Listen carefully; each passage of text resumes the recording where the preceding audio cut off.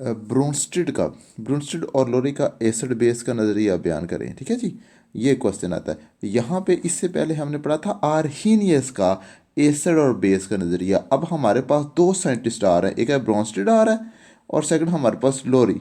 इन दोनों ने एसिड और बेस के मतलब नज़रिया पेश किया था। ठीक है, तो अब आपने ये चीज़ याद रखनी है कि ब्रोंस्टेड और लोरी का, कि इन दोनों साइंटिस्ट का नाम याद रखना है कि इन्होंने क्या नज़रिया पेश किया था। इससे पहले हम आर्हीनियस का नज़रिया पेश कर पढ़ चुके हैं। उसमें हमने पढ़ा था कि एसिड वो शय है जो एक्वस सोल्यूशन के अंदर H प्लस आयन देती है और बेस वो शय है जो एक्वस सोल्यूशन के अंदर OH नेगेटिव आयन देती है। ये हम इससे पहले नज़रिया पढ़ चुके हैं। ठीक है, अब हमारे पास ब्रोंस्टेड लोरी का नज़रिया आ रहा है। ठीक है, अब इनके नज़रिए के मुताबिक मेरे बेटा ना याद रखना है क्या चीज़ होता है, एसिड और बेस क्या होता है। ये मैं बड़ा ना पेपर के अंदर क्वेश्चन मुख्तलिफ अंदाज में पूछेंगे आप लोगों से, या आप लोगों से कि ब्रोंस्टेड लोरी का एसिड का नज़रिया बयान करें, या पूछेंगे ब्रोंस्टेड और लोरी का बेस का नज़रिया बयान करें। ठीक है, या मेरे बड़ा यहाँ पे तेज़ाब और असास का लूरी और ब्रोंस्टेड का नज़रिया बयान करें, ऐसे क्वेश्चन आएगा। या ब्रोंस्टेड के नज़रिए के मुताबिक एसिड की तारीफ कीजिए और मिसाल दीजिए। ठीक है, तो मुख्तलिफ अंदाज के अंदर क्वेश्चन पूछा जाएगा। आपने यहाँ पर याद रखना है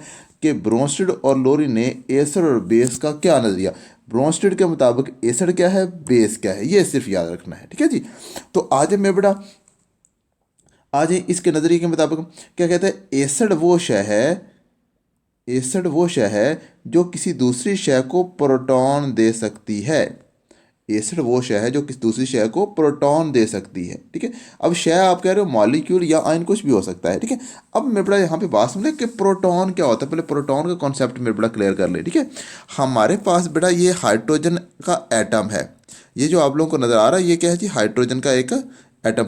हाइड्रोजन के एटम के न्यूक्लियस, ये हमारे पास हाइड्रोजन के न्यूक्लियस के अंदर सिर्फ एक प्रोटॉन होता है बेटा। ठीक है, और इसके शेल मेरे बेटा एक ही हाइड्रोजन का शेल होता है और उसके अंदर सिर्फ एक ही मेरे बेटा जो है ना इलेक्ट्रॉन होता है। ठीक है, तो जब मेरे बेटा हाइड्रोजन का ये जो इलेक्ट्रॉन है ये यहाँ से निकल गया। ठीक है, हमने इसका इलेक्ट्रॉन निकल गया जैसे भी हो गया। ठीक है, इसका ये जो इलेक्ट्रॉन निकल गया, पीछे हमारे पास क्या बचता है, सिर्फ एक प्रोटॉन बचता है। और उसके साथ हमारे पास जो प्रोटॉन बचता है ना, उसके ऊपर आपको पता है प्लस चार्ज होता है। तो इसके ऊपर मेरा प्लस चार्ज होगा, तो ये मेरे पास होगा प्रोटॉन। तो हम इसे H प्लस को सिर्फ H प्लस क्या है, हमारे पास प्रोटॉन है।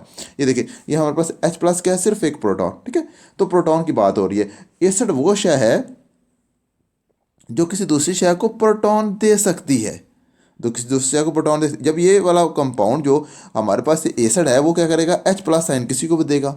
जो एसिड क्या करेगा, उसके पास एबिलिटी होती है कि वो H प्लस साइन दे सकता है। जबकि बेस हमारे पास वो शय है जो किसी दूसरी शय से प्रोटॉन कबूल कर सकती है, प्रोटॉन ले सकती है। ठीक है, बेस वो शय है जो दूसरी शय से प्रोटॉन ले सकती है या कबूल कर सकती है। इतनी सी बात पे बड़ा एसिड प्रोटॉन दे सकता है, बेस प्रोटॉन ले सकता है, ठीक, कबूल कर सकता है। आगे में बड़ा इन दोनों की मिसाल में बड़ा ना ये लिखी हुई मिसाल में बड़ा देख लें यहाँ पे। ये जो आप लोगों को नजर आ रहा है ना, HCl एक एसिड है जबकि NH3 एक बेस के तौर पर रिएक्ट करती है। ठीक है, इस मिसाल के अंदर देखो बेटा, HCl हमारे पास एसिड और NH3 हमारे पास क्या है, बेस। वो कह रहा है कि HCl हम ये जो है ना हमारे पास अमोनिया, इसको एक प्रोटॉन दे रहा है। ठीक है, देखो इसके पास हमारे पास पहले कह रहे कितनी हाइड्रोजन के 3 है, तो अब कितने हो रहे हैं, 4, एक प्रोटॉन इसको मिल रहा है। जबकि ये मेरे बेटा ना जहाँ पे आ जाए HCl एक प्रोटॉन दे रहा है किसको, अमोनिया को, तो ये हमारे पास एसिड है। जबकि अमोनिया ले रहा है तो ये हमारे पास बेस है। सिर्फ इतनी सी बात मेरे बड़ा, ये आपने मिसाल लिख देनी है साथ, इतनी सी बात बड़ा, और कुछ नहीं। सिर्फ ये कि एसिड हमारे पास वो शय है जो प्रोटॉन दे सकती है और बेस वो शय है जो प्रोटॉन कबूल कर सकती है। और ये वाली मिसाल क्लियर पॉइंट मेरा बड़ा समझ आई होगी। मिलते हैं नेक्स्ट क्वेश्चन। ओके, अल्लाह हाफिज़।